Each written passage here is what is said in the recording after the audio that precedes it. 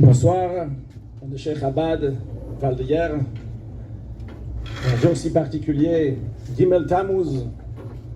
Pour certains, Traltat Yola, pour d'autres, Iloula, pour d'autres, les deux en même temps, pour d'autres, soirée d'inspiration, de Hitkashut, tout en même temps.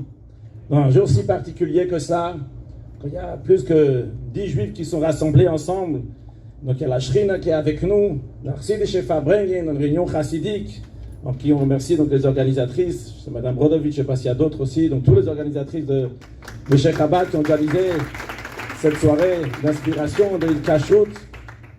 Qu'Akadosh Baruch Hu bénisse chacune ici présente, je m'inclus aussi en disant chacune de tout le monde, qu'Akadosh Baruch Hu bénisse chacun et chacune dans tout ce qu'il a besoin matériellement, spirituellement, dans Bane, Chayim, Zone, Bekulam Reviche, les enfants en bonne santé, réussir dans l'éducation de tous les enfants, Bezrat Hashem, que ça se passe facilement, Besimcha, Vetuv Leva, avec beaucoup de réussite, Bezrat Hashem, avec une bonne parnassa, avec largesse, le Shalom Bayit, Simcha, Vetuv Leva, dans la paix, la sérénité, tranquillité, la santé, longue vie pour tout le monde, Bezrat Hashem, dans l'unité, l'essentiel, que cette soirée se finisse, pas seulement avec les danses et le beau programme qui a été préparé, mais avec la plus grande danse de la venue de Mashiach à Yerushalayim, Ira Kodesh, avec Mashiach Tzidkeinu Bezrat Hashem. C'était jeudi 8 Shvat 5710, en Eretz Israël. Des Bachurim ont reçu la permission du Rabbi Rayatz de venir à New York, dans la yeshiva du Rabbi Rayatz. Parmi ces Bachurim, il y avait un Bachur qui s'appelait Yoel Kahn, plus tard venu le Rav Yoel Kahn, le choser du Rabbi. Et en sautant les miracles qu'ils ont eus, parce qu'il n'avait pas d'argent, il n'avait pas de papier, et que Baruch Hashem, dimanche matin, ils ont pu prendre le bateau pour aller à New York. Et en effet, une très grande simcha le jour de Shabbat. Et quand ils sont partis dimanche matin, il y a tous les grands chassidim, qui tous ils habitaient à Tel Aviv à l'époque. Ils sont partis les accompagner. Et voilà les Bachurim qui partent chez le Rebbe, extraordinaire. En revenant, un des chassidim, il a acheté Yediot Acharonot. Et il a vu dans le journal un carré noir dans lequel il y avait écrit que le Rabbi Rayatz a quitté ce monde.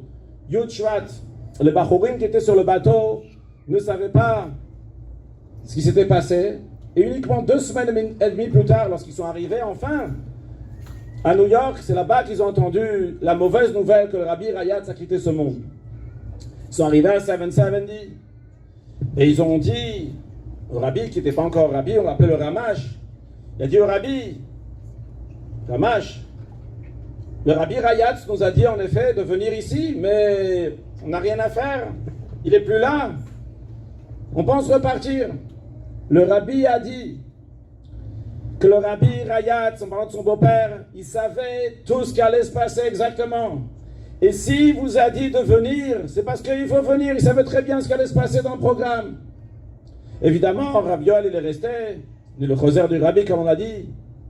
Mais l'idée, le message de cette histoire, c'est que le Rabbi sait exactement ce qui va se passer. Ce qui va se passer, pas juste dans le monde, ou chez les autres personnes, comme des centaines de milliers d'histoires peuvent le prouver, mais aussi, qu'est-ce qui va se passer exactement avec le Rabbi lui-même? Si le Rabbi a choisi le 3 Tammuz 5754, c'est que ce jour-là, le Rabbi a voulu choisir. C'est pas à nous de décider. Le Rabbi savait exactement ce qui allait arriver. Et malgré cela, le Rabbi a dit tout ce qu'il a dit avec une évidence, bien que le Rabbi sait ce qui va se passer. Et en tant que soirée d'inspiration et d'Hitkashut, justement, parlons de ça. Qu'est-ce que le Rabbi il a à dire sur Gimel Tammuz? Pas qu'est-ce que nous avons à dire sur Gimel Tammuz. Mais quel est le message du Rabbi?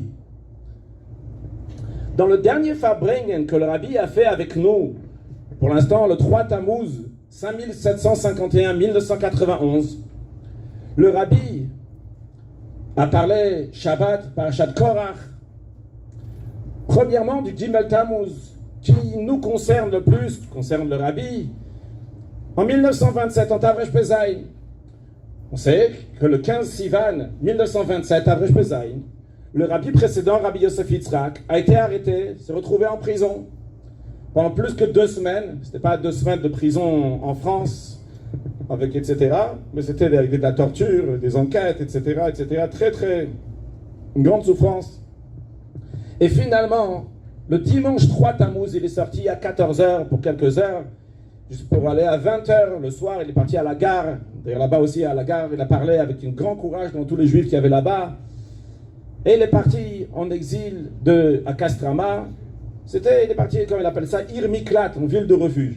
Le rabbi dit, quand c'est arrivé ça, le dimanche 3 Tammuz, Mitavresh Pesach, 1927, on ne savait pas encore si c'était quelque chose de bien ou pas. C'est vrai qu'il n'était plus en prison, mais le fait d'aller en exil dans cette ville-là au lointain, c'est quand même un exil, c'est quand même des limites. Et pas seulement ça, on ne savait pas si peut-être ils allaient changer après, ils allaient changer d'avis. On ne savait jamais ce qui se passait là-bas ou en Russie. Mais plus tard, lorsque c'est arrivé, le 13 Tammuz, le 12 Tammuz, c'est le jour de son anniversaire d'ailleurs, il a reçu la nouvelle qu'il allait être délivré. Et le 13 Tammuz, le lendemain, il a été libéré. Et ces jours-là s'appellent Chag HaGeoula. Ces jours-là s'appellent le jour de la délivrance. Et bien là, on a réalisé que Gimel Tammuz, c'était Atchalta de Geoula, que le 3 Tammuz, c'était le début de la Geoula. Mais au moment même de Gimel Tammuz, le rabbi dit, on n'a pas vu que c'était une Geoula, c'était pas une délivrance, on n'a pas vu que c'était une délivrance. Déjà, il y a un message dans ça, ce que le rabbi est en train de dire ici, que Gimel Tammuz, c'est un début de délivrance. Tu vois pas maintenant, tu sais pas ce qui se passe. Mais le rabbi, il a un programme, le rabbi, il sait ce qui va se passer. Le rabbi te dit, c'est Atchalta de Geoula, il y a ici un début de délivrance que tu ne vois pas maintenant. Il va se dévoiler plus tard. Dans cette sikha, le rabbi demande, vu que finalement, Hachem, il a fait un si grand miracle, que le rabbi Rayat, il est sorti de prison, et qu'après il a été même libéré de cet exil-là, et de manière peu détaillée, ils avaient décidé de le tuer, après ils ont décidé de l'envoyer 10 ans dans une ville en Sibérie, après ils ont changé à 3 ans d'exil, après ils ont changé, même ça il va être libéré. Le rabbi d'ailleurs rajoute dans le miracle que 60 ans plus tard, dans les années 90, en Russie, on a laissé maintenant les Juifs faire Torah Mitzvot, etc. Le rabbi considère ça une suite. Le rabbi dit, vu qu'Hachem il a fait un miracle, pourquoi Hachem il a fait ce miracle-là en plusieurs étapes? Pourquoi Hachem il n'a pas fait le Khatri là, depuis le début, que directement les Juifs, le rabbi Rayat, les Juifs vont être libérés totalement? Pourquoi ça sont passés par étapes? Ça c'est le premier sujet de la Sikha, et la première question que le rabbi demande. Deuxième sujet, deuxième question. Le rabbi parle de ce qui s'est passé des années avant le 3 Tammuz, à l'époque de Yoshua bin Nun, le successeur de Moshe Rabbeinu, qui a fait rentrer le peuple juif en Égypte. Ils avaient fait une alliance avec les gens de Givon, et les rois qui étaient à côté, il y avait 5 rois de Yerushalayim, de Hebron et d'ailleurs, ils ont décidé de faire une guerre contre Givon. Ceux de Givon, ils ont appelé vite Yoshua, comme ça en une nuit, il est arrivé avec une grande équipe, ils sont venus faire la guerre le lendemain matin, et la guerre réussissait de manière incroyable, surnaturelle, et les gens commençaient à se sauver, mais Yeshua voulait tous les attraper. Alors il a demandé à Hachem, Shemesh begivon dom. Il a dit, s'il te plaît, Hachem, que le soleil arrête de tourner, que le soleil reste. Plusieurs opinions de la Gemara, combien d'heures il est resté. Dans tous les cas, le soleil s'est arrêté. Un miracle incroyable, que les commentaires discutent d'ailleurs. C'est un miracle qui n'est même pas arrivé à l'époque de Moshe Rabbeinu, des choses comme ça, c'est de la folie. Et puis, grâce à ça, grâce à ce miracle-là, qu'est-ce qui s'est passé? Yoshua, il a pu courir derrière tous ceux qui étaient en train de fuir et finir la guerre grâce à ça. Le rabbi demande à nouveau la même question dans le même esprit. Il dit, si déjà Hachem fait un miracle, pas c'est un miracle incroyable comme celui d'arrêter le soleil, déjà qu'Hachem fasse un miracle, qu'il se débarrasse de ses ennemis-là directement, pourquoi il besoin qu'Hachem fasse un miracle? Et que suite à ce miracle-là, Yoshua, il a encore besoin de faire la guerre. Il aurait pu faire un miracle directement, que la guerre se finisse le jour même sans avoir besoin d'arrêter le soleil. Troisième sujet, troisième question. Le rabbi dit, la paracha de Korach.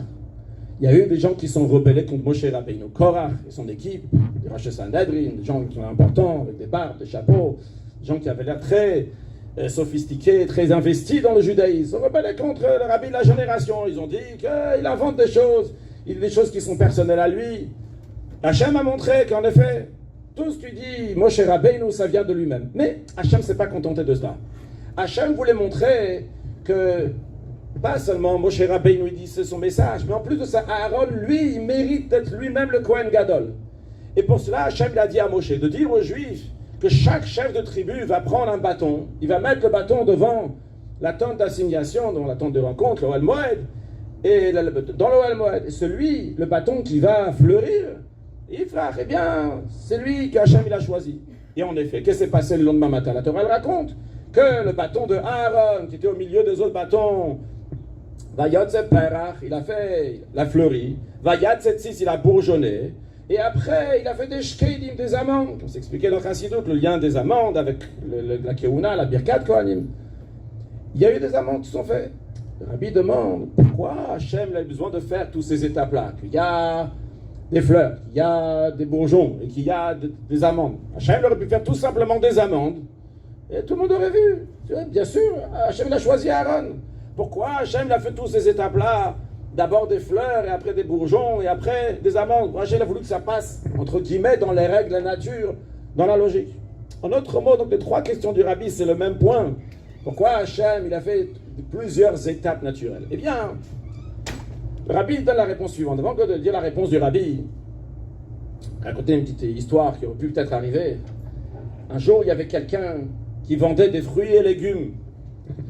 Et son ami, il passe là-bas, il lui dit « Comment ça va ?» Il dit « Les affaires c'est pas top, ça pourrait être beaucoup mieux. » Il dit « Écoute, mon ami, tu vas écrire maintenant que les fruits et légumes, ils viennent d'Israël. » Ah, ils viennent d'Israël, les gens ils sont très touchés. Quand ils voient que ça vient d'Israël, les gens ils achètent plus. Je ne parle pas des femmes Chabad qui ont peur après de faire tout, maïser, etc. Des gens ordinaires. Et ils achètent. Ça vient d'Israël, on peut aider d'autres juifs. Ils ont un bon cœur, tout de suite ils vont acheter. C'est ce qu'il a fait. Une semaine après, son ami revient, il lui dit « Nous, comment ça va ?» Il dit « T'es un génie, toi, t'as des idées de folie. Dis-moi, quoi de neuf aujourd'hui ?» Il dit « Maintenant, t'écris que ça vient de Jérusalem. Bah, écrit que ça les fruits de Jérusalem. » La semaine d'après, il revient, il lui dit « Non, comment ça va ?» Il dit « Alors, cette semaine-là, j'ai cartonné comme jamais dans ma vie. Il y a eu vraiment des clients, tous les rayons étaient vides. Ça s'est vidé en deux. » Il dit « Maintenant quoi ?» Il dit « Maintenant, écrit que ça vient du Kotel. » Bon, il revient la semaine d'après, il dit, nous, comment ça va cette semaine? Il dit, catastrophe. Catastrophe, qu'est-ce qui s'est passé? Il dit, depuis que j'ai écrit que ça vient du Kotel, les gens ils viennent, ils touchent, ils embrassent et ils repartent. Des fois, quand c'est trop kadosh, ça part, il n'y a pas de concret, ça part. Il y a comme ça, des fois, kiss and fly. Comme ça, après, on s'envole, on passe, ça vient pas dans le concret. Ruth, Naomi, elle avait deux belles filles. Il y a Orpa qui a embrassé, elle est partie. Il y a Ruth qui est vraiment intégrée. Venons à la réponse du Rabbi. Le Rabbi dit, c'est quoi la réponse à cette question? Tout ce que Dieu il a créé dans ce monde-là, il l'a créé pour son honneur. Et Dieu, il veut que dans chaque chose de ce monde-là, ça va s'exprimer sa grandeur, le kavod, l'honneur de la Kadosh Baruch Hu, aussi bien dans la nature, aussi bien dans le miracle. Et même lorsqu'Hachem il fait un miracle, Hachem il veut que le miracle va s'intégrer. Hachem il veut que le miracle va rentrer dans toi. Ça ne va pas être tu embrasses et tu pars. Ce n'est pas quelque chose qui va rester au-delà de la nature. Ça va rentrer dans toi. Quand tu vas avoir une soirée d'inspiration, ce n'est pas juste le razzo, ça s'envoler. Il y a la hitkashut après. Il y a la soirée de hitkashut attachée au Rebbe. Il me semble que c'est le Rabbi Rachab qui a dit c'est quoi la hitkashut? Hitkashut attachée à ce que je dis de faire, pas juste à moi-même. Faire, pas juste comme ça. À embrasser, je fais partie du groupe. S'attacher au Inyanim du Rebbe, que ça vient dans le concret. Alors le Rabbi dit, c'est la réponse à la troisième question en ce qui concerne pourquoi Hachem il a fait que ça va fleurir, après ça va bourgeonner, et après ça va sortir des amandes. Parce que Hachem il a fait que le bâton, dans sa nature, là, lui, il va devenir naturellement comme ça. C'est un miracle. En plus, c'est devenu d'une nuit à lendemain. Ça n'a pas duré 21 jours comme c'est en général pour les amandes. C'est passé comme ça tout de suite. C'est un miracle. Mais le miracle, il est rentré dans la nature du bâton. Pourquoi? Parce qu'il faut que le surnaturel rentre dans la nature. Et le Rabbi nous dit, c'est la réponse aussi à la deuxième question. Pourquoi Kadosh Baruch Hu, il n'a pas fait la guerre lui-même? À Kadosh Baruch Hu, il a fait un miracle, le soleil s'est arrêté et après, il a fait la guerre. Yeshua a fait la guerre. Pourquoi? Parce que Hachem, il fait quelque chose qui est surnaturel. Mais après que ça rentre dans ta nature, c'est toi qui vas le prendre et toi tu vas faire quelque chose. Alors Hachem, il a dit, vas-y maintenant, toi faire la guerre. Ça rentre dans la nature. Et la même chose, le Rabbi nous dit pour premier sujet, première question, en ce qui concerne le Rabbi Rayatz, pourquoi sa Géoula n'allait pas arriver directement? Parce qu'il y avait des gens qui étaient contre. Ces gens-là eux-mêmes, ils ont dû changer dans leur esprit, dans leurs accords, dans leurs décisions. Et ça doit rentrer doucement, doucement. Tout d'abord, déjà, ils ont changé, qu'à la place de le tuer, ils ont dit Chas de Shalom, ils ont décidé qu'il allait 10 ans en exil. Après, ils ont changé de 10 ans, ils ont changé en 3 ans. Et après, de 3 ans, ils ont changé, même ça, ils ont annulé. Et ça, même, le Rabbi dit, c'est passé Yud-Bet, Yud-Gimel, Tammuz. Pourquoi? Parce que Yud-Bet, on l'a annoncé, les bureaux étaient fermés parce qu'il y avait une fête, il y avait un férié là-bas à Castrama. C'est-à-dire que c'était fait dans les règles de la nature, le Rabbi nous dit, dans l'endroit là-bas, on ne pouvait pas encore lui donner les papiers. Ça a dû passer après donc, le 13 Tammuz, dans lequel les bureaux étaient ouverts, on lui a donné ça, et juste après, 60 ans plus tard, eh bien, là-bas, la Russie, elle aide les Juifs aussi. Ça, c'est ce que le Rabbi il explique l'idée de faire passer le surnaturel dans la nature. Dans la suite de la Sikha, le Rabbi dit plusieurs orotes d'enseignements, 6-7 enseignements, entre autres, un des enseignements qui est que chacun de nous doit prendre la Kabbalatol, prendre le joug de Dieu que chacun en a, et de le faire passer dans notre sechel, dans la compréhension. C'est l'idée de prendre le surnaturel et le mettre dans la nature. De prendre ce qui nous dépasse et de le mettre dans notre vie ordinaire. Alors j'aimerais traduire ce Kabbalatol, recevoir le joug de Dieu, le traduire, une sorte de Emouna. Emouna, c'est quelque chose qui nous dépasse. Mais la Emouna, la foi en Dieu, elle doit s'intégrer à l'intérieur de nous. C'est super important, très important. Dans un Mahamar du Rabbi, le fameux Mahamar que le Rabbi a dit pour sa 70e année, Udalef Nissan Tafshin Lamed Alef, le Yom Shtemas Hayom, un Mahamar très connu, le Rabbi explique là-bas un verset qui dit Chel ki yavaye amra nafshi, que mon âme dit Hachem c'est ma part. L'âme du juif, elle est avec évidence, il n'y a qu'un Kadosh Baruch où je suis attaché à Dieu à 100%. Mais le Midrash, quand il explique ça, il dit, c'est impliqué à quelqu'un d'intelligent, il dit Anan esiv malka, moi je prends le roi. Moi je m'attache au roi, je m'attache à Kadosh Baruch, parce que pourquoi? Parce que tous y changent. Tous les ducs, les ministres, les princes, tous y changent. Mais le roi, il ne change pas. Le Rabbi dit pourquoi il y a besoin d'une raison. S'il a la émouna en Dieu, il dit Chel ki yavaye amra nafshi, qu'Hachem c'est ma part, et c'est indiscutable. Pourquoi il y a besoin d'une raison? Parce que le roi, il est inchangeable, puis il est inchangeable. Et le Rabbi dit parce que c'est fondamental. Quand est-ce qu'on va savoir vraiment que ta émouna, ta foi, elle est rentrée dans ta tête et dans ton intérieur? C'est lorsque tu vas l'intégrer. Si tu as seulement la émouna, mais ce n'est pas raisonnable chez toi, eh bien il manque quelque chose. Pourquoi?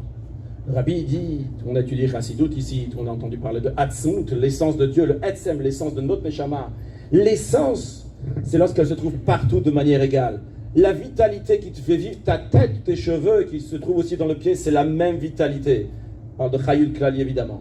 Donc c'est la même vitalité, il n'y a pas de différence. Le Etzem, l'essence, il se trouve de la tête aux pieds de manière égale. Si ta Emouna, elle est seulement au-delà de ta tête, au-delà de la compréhension. Mais quand ça arrive dans la compréhension, tu commences à bégayer et c'est pas intégré à l'intérieur de toi, ça montre que c'est pas le Etzem, t'as pas l'essence, c'est quelque chose qui est en plus de toi, tu as plein de choses dans ta vie et tu as aussi la Emouna, mais c'est pas toi. Quand c'est rentré dans ta tête, à ce moment-là, ça s'intègre à l'intérieur de toi. Donc c'est quelque chose de fondamental d'intégrer le miracle dans nous, d'intégrer la Emouna dans nous. Alors en tant que Chassid chez Fabren ce soir, merci. L'chaim. En tant que Chassid chez Fabren ce soir, parlons de cette Emouna et l'intégrer à l'intérieur de nous. Donc, j'aimerais traduire cette Emouna. Cette Emouna, c'est ce qu'il y a avant Gimel Tammuz. Et la compréhension qu'après Gimel Tammuz. Je m'explique. Avant Gimel Tammuz, quand on pouvait voir physiquement le Rabbi, chacun de nous a une émouna très très forte. On ne va pas la changer. Tu vois concrètement, commençant depuis Yudalev, Shvat, Tafshin Yudalev, lorsque le Rabbi devient Rabbi, il dit en Mahamar un discours chassidique, et il dit que de la même manière que Moshe Rabbeinu, c'est le 7e depuis Avraham Avinu, c'est lui qui a amené la Shrina, la présence divine ici dans ce monde. De la même manière aussi, nous sommes la 7e génération depuis l'Admour Azaken, et nous allons amener la Shrina, la présence divine, nous allons amener le Mashiach. Tu vois le Rabbi qui dit ça, tu vois la vérité. Un homme qui est vrai, c'est une évidence. Je saute beaucoup d'années après, on passe en Tafshin Nun Aleph, 1291, parce que le Rabbi revient d'Yoel jeudi soir et il dit que j'ai fait tout ce que je pouvais pour ramener Mashiach et maintenant faites tout ce que vous pouvez. La sikha fameuse de Chafret Nissan. Et chaque chassid, il s'assoit, il fait Fabrin, qu'est-ce que je peux faire? Qu'est-ce qu'on peut faire pour ramener Mashiach? Et après tous ces questionnements, le rabbi dit, Parashat Tazria Metzora, Tavshin Aleph, le rabbi dit, comment faire? Il faut étudier le sujet de Mashiach. Parce qu'en étudiant le sujet de Mashiach, c'est Derech Yeshara, c'est le chemin qui est droit pour emmener Mashiach. Bien sûr, tout de suite, on entend ça du rabbi, comment il faut étudier jusqu'à l'écouter Sikhat de Nessi de Reino, que le rabbi l'explique dans des Sikhats formidables. Le sujet de Mashiach, évidemment, je vais m'asseoir étudier. Je viens de voir, le rabbi vient me dire ici maintenant. Après, Parashat Achare est mort. Le rabbi lui-même, il montre exemple. Le rabbi, dans la Parashat de Achare est mort. Ou bien on parle que de Mashiach du début à la fin, même pas de la Parasha. On parle un peu de la Parasha, mais que Mashiach. Le rabbi explique comment il faut amener le Aleph, Alouf Shelolam. Dieu dans la Gola, pour faire une Géoula, de changer l'exil en délivrance. Et bien sûr, les chassidim qui sortent de ces fabriques, ils sont chauds bouillants. Et ça continue après, quand ça arrive Parashat Balak, c'est Yudzaïn Tammuz, 17 Tammuz, Nitre qui était repoussé, et que le rabbi fait un magnifique fabrique, on ne ressent pas du tout qu'on est dans Ben Hametzarim, qu'on est dans Shabbat, c'est au-delà de tout, et que le rabbi, il explique que maintenant il faut étudier les sujets de Mashiach, pas juste pour amener Mashiach, mais pour vivre Mashiach. Sort d'un fabrique comme ça, c'est évident. Qu'est-ce qui va au mieux de ça? Que le rabbi vraiment, il t'a mis de l'énergie pour étudier le sujet de Mashiach et vivre Mashiach. Et ça continue encore, ça arrive à la paracha de Matot Maseh, dans Ben Hametzarim. Le rabbi il parle comment on a fini les mêmes bêtes Massaot, les 42 étapes que les Juifs ils ont fait dans le désert, qu'on parle en parachat Matot Maseh.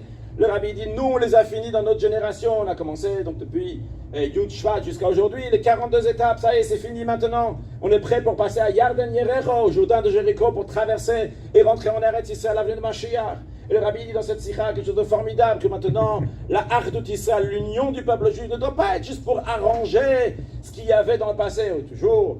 Et les Chabad nous-mêmes, on ramène toujours ce qui est écrit dans la Gemara, que le temple a été détruit à cause de la haine gratuite, et maintenant il va être construit avec l'amour gratuit. Le rabbi dit ça a déjà été arrangé, ça y est. Maintenant pourquoi il faut la hardout, l'union dans le peuple juif? Il faut l'union parce qu'on se prépare pour Mashiach, que Mashiach va venir, ça va dévoiler Yichid HaShebenefesh, comme on est Yachid, comme on est tous ensemble, comme on est tous unis.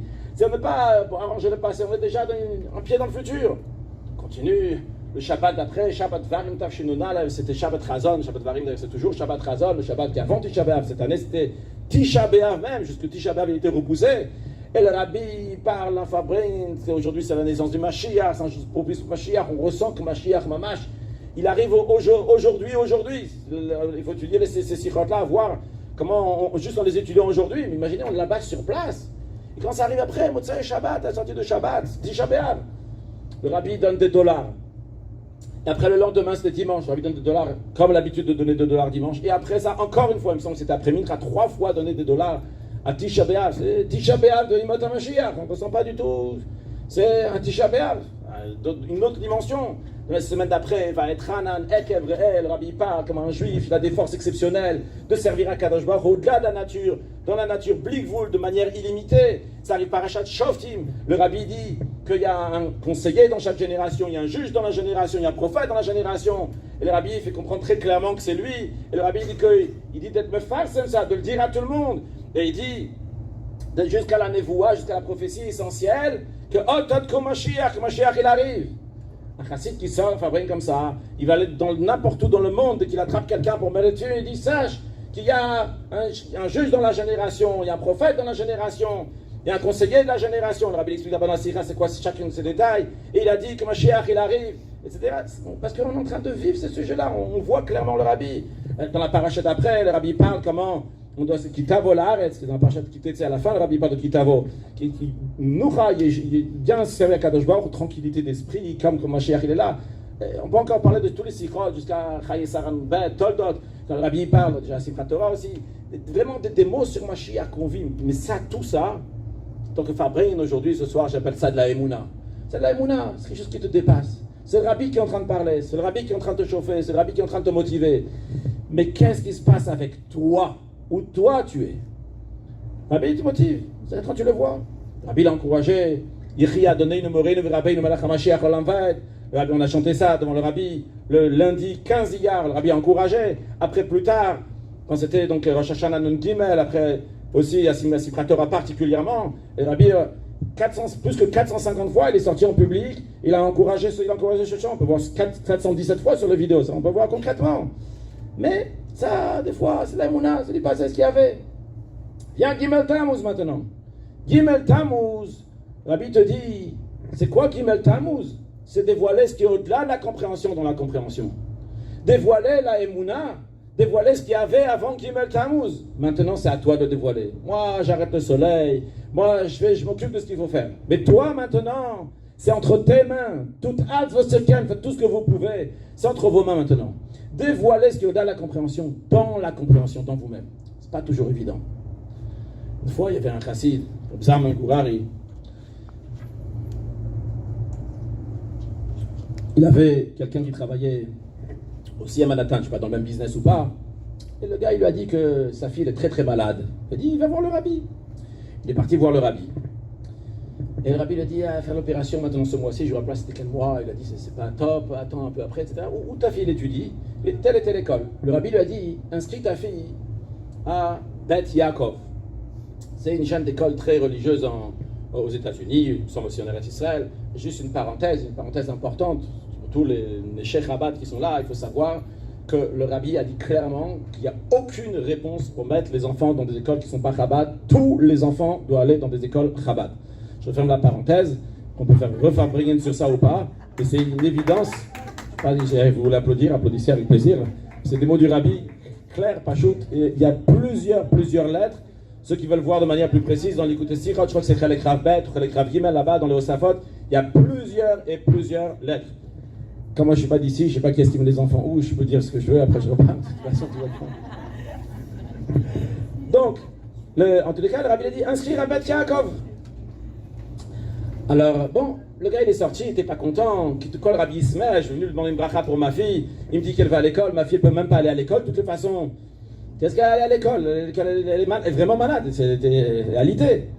Bon, le temps passe, et Zalman Gurari, il entend que ce riche-là, il est très énervé, parce que il voulait faire l'opération de sa fille, mais comme il n'a pas fait ce que le rabbi a dit de ne pas faire, mais maintenant la situation s'est aggravée, il faut faire l'opération, mais sa fille est tellement catastrophique, elle ne peut pas faire l'opération, donc il ne peut rien faire.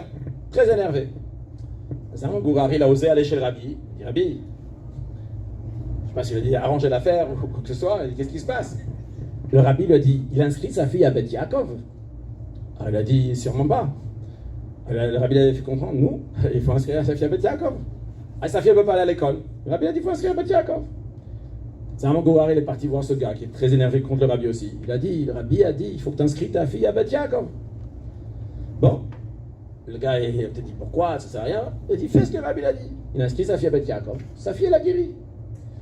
Zalman Gurari, si on peut dire, il a eu l'audace, peut-être c'était dans les premières années, d'aller chez le rabbi, il a dit, Rabbi, vous avez fait un grand miracle. Donc le rabbi lui a répondu, il a dit, je crois que c'est toi qui as fait le grand miracle, tu as réussi à aller le voir. Ça veut dire, oui, le rabbi il a dit, Yaakov, là il a dit des choses, mais c'est après à toi de faire le miracle. Le rabbi a dit, toi, vas-y, on va voir maintenant de quoi tu es capable. Quand le rabbi nous a montré tous ces gilouïs, tous ces dévoilements, toutes ces années-là, c'est à nous maintenant d'agir et de mettre ça en œuvre concrète. On a demandé à un chassid qui a fait la Russie, qui est passé les communistes. On lui a demandé, après Gimel Tammuz, on lui a dit, quand est-ce que l'épreuve était plus dure? Est-ce que c'était plus dur en Russie ou aujourd'hui? Il a tout de suite répondu avec évidence qu'aujourd'hui c'est beaucoup plus dur.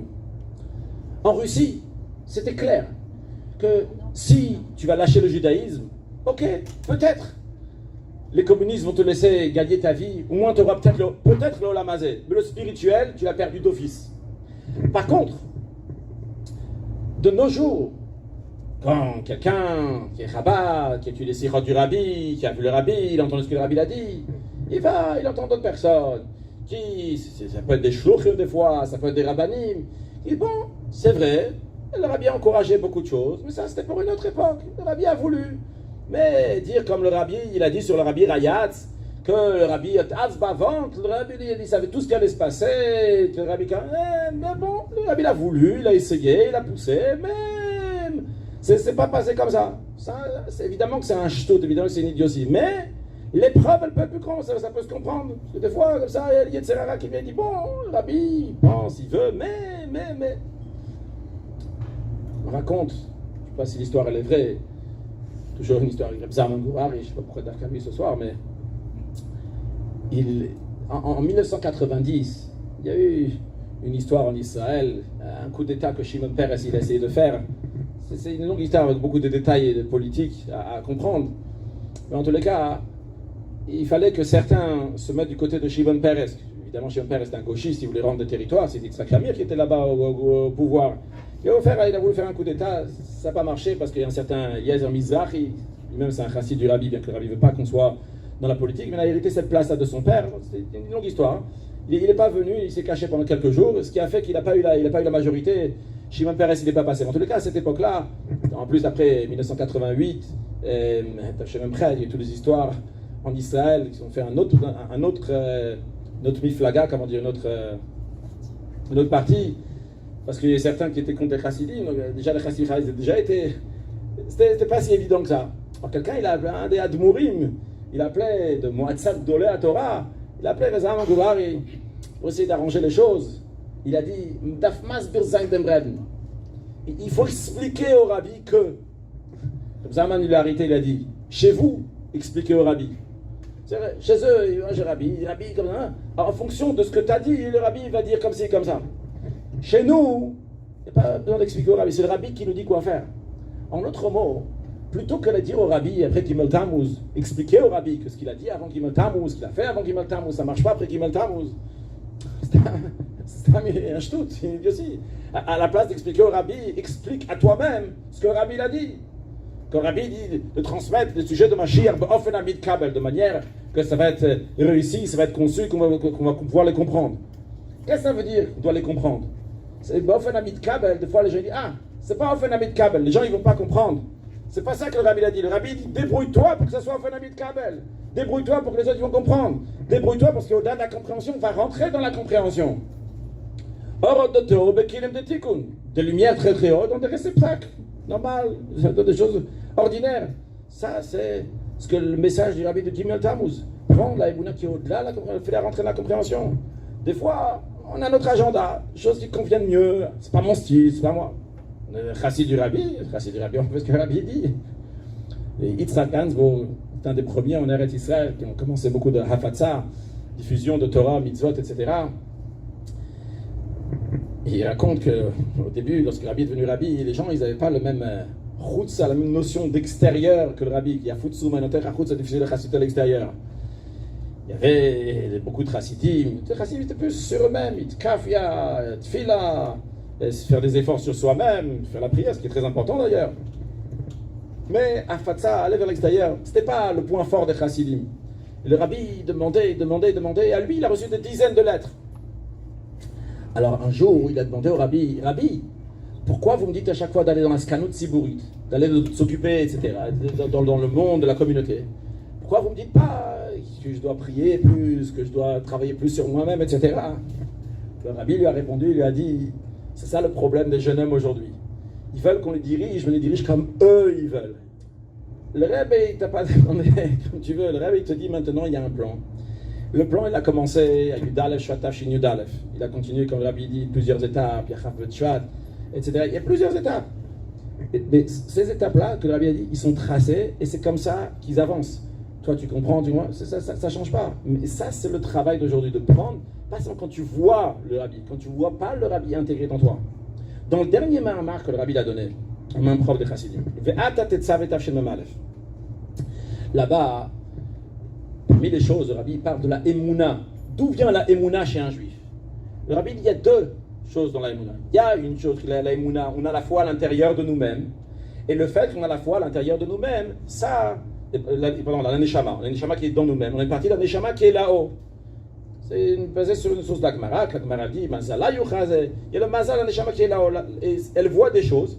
Elle envoie. L'Agmara dit pas en wifi, mais c'est dans cet esprit-là. Il y a comme ça une connexion entre la neshama là-haut et la neshama ici. La neshama d'en haut, elle envoie des messages à la neshama ici-bas. La neshama d'en haut, elle affirme. J'ai vu la divinité. C'est bon, je t'affirme vraiment. C'est comme ça. Ce qui fait qu'il y a la émouna. Il y a une deuxième chose pourquoi le juif il a la émouna, parce que la émouna, c'est son etzem, c'est son essence, c'est lui-même. C'est quoi la différence? Concrètement, les deux, ils ont la foi, et les deux, ils ont la émouna. Celui qui voit, il a la émouna, et celui qui est son etzem, il a aussi la émouna. Il y a une différence, le rabbi dit. Quand est-ce qu'un juif va faire Messirut Nefesh, qui va se donner totalement?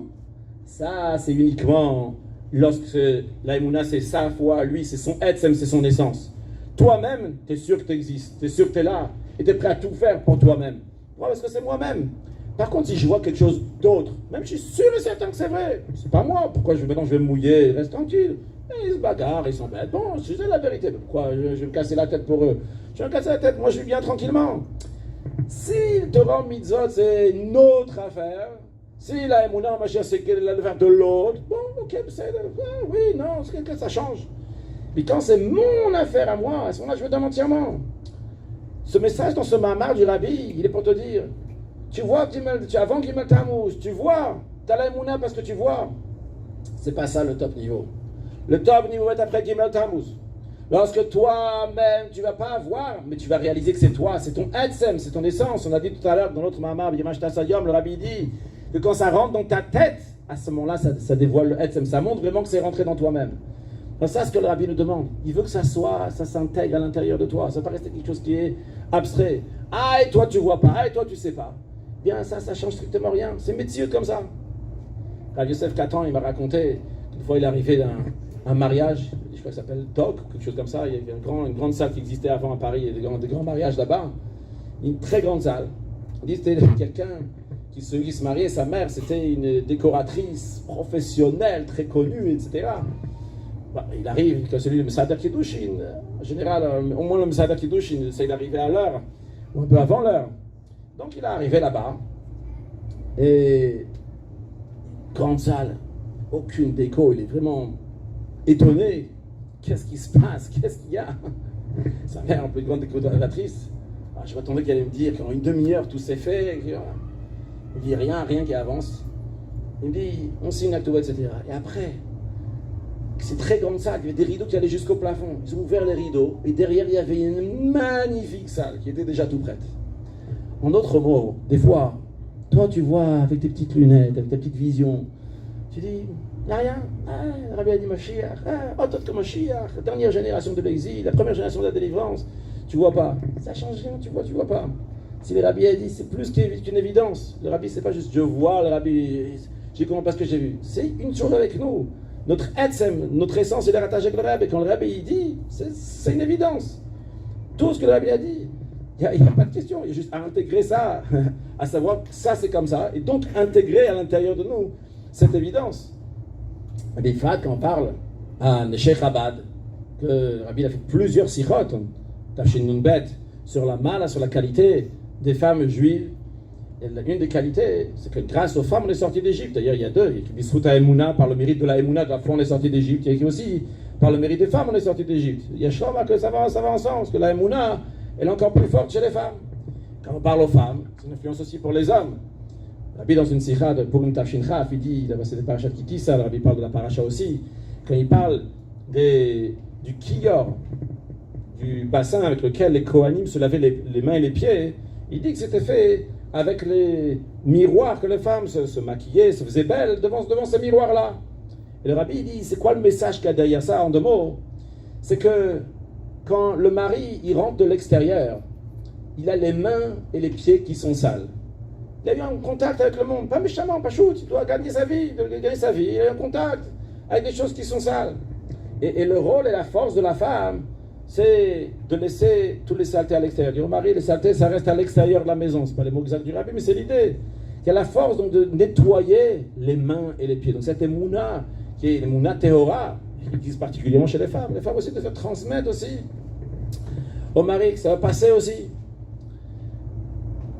Le 28 Sivan Tafshin Nun Aleph, 5751, j'ai eu le mérite d'être chez le Rabbi. C'était 50 ans que le Rabbi est arrivé aux États-Unis. Le Rabbi est arrivé en 1941, c'était en 1991. Et c'était un lundi. Le Rabbi est parti au OL sur la tombe de son beau-père. Il est revenu très tard. Je ne me rappelle pas c'était quelle heure, j'ai resté très tard, on a attendu assez longtemps. Et des Bachorim là-bas, ils ont eu le temps de me convaincre d'étudier les 3 prakim de Rambam depuis. Et on attendait. Et le Rabbi est arrivé. Il y a eu Mincha, il y a peut-être 20h, 20h30, je ne me rappelle pas. Et après Mincha, il y a eu quelqu'un qui a béni le Rabbi, devenu c'était qui? C'était Zaman Gourari. C'est pour ça que je dis tout à l'heure, je ne sais pas pourquoi il est tombé dans mon discours plusieurs fois ce soir. il a béni le rabbi. On peut voir dans la vidéo quand il bénit le rabbi, comme ça, les yeux fermés, très fortement, chaleureusement, comme d'habitude. Avant, il y avait le rabbi, c'était que le rabbi. Après, le rabbi il a dit une sira. Sira qui parle de l'importance de Chafret Sivan, etc. Après que le rabbi a fini la sira, il y a eu la prière de Harvit. Le rabbi allait distribuer des kunteresim, des fascicules de Chafret Sivan. Non, le rabbi n'avait pas mangé depuis le matin, il était au L. Il s'approchait de 90 ans. Alors les secrétaires ont voulu que le rabbi va manger. Une parenthèse, sûrement ici, toutes les femmes font très attention que leur mari mange avant de faire quoi que ce soit, de leur parler, etc. Mais pour Shalom Bayit, c'est un autre domaine. Mais donc ils voulaient que le rabbi va manger pour avoir les forces. Et donc ils ont dit au Gabay, Joseph Katz, de faire une annonce, de dire que le secrétariat du rabbi a demandé d'annoncer que les kuntesim ils ne sont pas encore prêts et on va faire une hafsaka, un arrêt. Bien, le rabbi prend son sidour et se retourne. Et le rabbi avec un sourire, en descendant, avant de descendre déjà, il dit à la place de faire une hafsaka, on va faire un hemsher. À la place de faire un arrêt, on va faire une suite. C'est le rabbi, il est en train de te dire ici. Quand toi, et le rabbi il a parlé, pendant qu'il y avait juste comme ça, voix basse, le Groner à côté, il a dit, quand les kuntesim il arrive, dit Azaïn, quand on annonce. Alors, au bout de 8 minutes, le rabbi a arrêté la sikha, les kuntesim ils étaient là, évidemment, ils étaient déjà là avant. Le rabbi n'est pas parti manger, le rabbi il a fait un hemsher. Je voudrais conclure avec ça. Chez le rabbi, il n'y a pas de hefsek, chez le rabbi, il n'y a pas d'arrêt. Etzem biltim yushtane, etzem l'essence, ça ne change pas. Avant, après, ça reste même pas. Par rapport à nous, évidemment que ça change.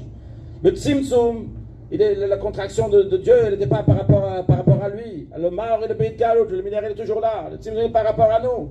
Mais à nous de dévoiler le tzimtzum, c'est pour le gilou, c'est pour un dévoilement. Le etzem, le sens du rabbi, il n'y a pas de hefsek, il n'y a pas d'arrêt. Chez le rabbi, il n'y a qu'un hemsher. Le rabbi te disait 5 jours avant Gimel Tammuz qu'il n'y a pas de hefsek, il y a un hemsher, il y a une suite.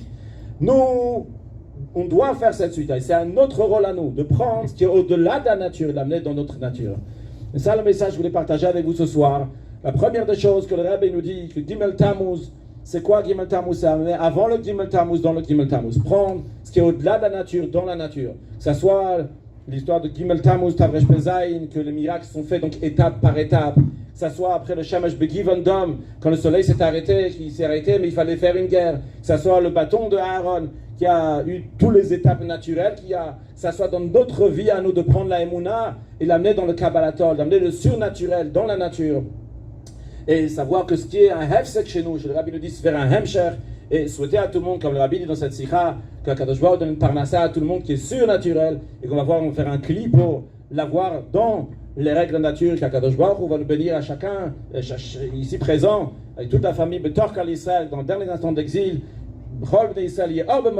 chacun dans son foyer, il y aura plein de lumière, plein de joie, plein de bonheur, que des bonnes choses, Bezrat Hashem, et tous ensemble, très prochainement, on va voir à nouveau le Rebbe, et à nouveau, comme c'était dans Tafshinun Gimel, Tafshinun Dalet, qu'on a vu le Rebbe, on a chanté Yechei Adoneinu, Mereinu Verabeinu, Melech HaMashiach, Le'elavo. Une excellente soirée, un bon Gimel Tammuz.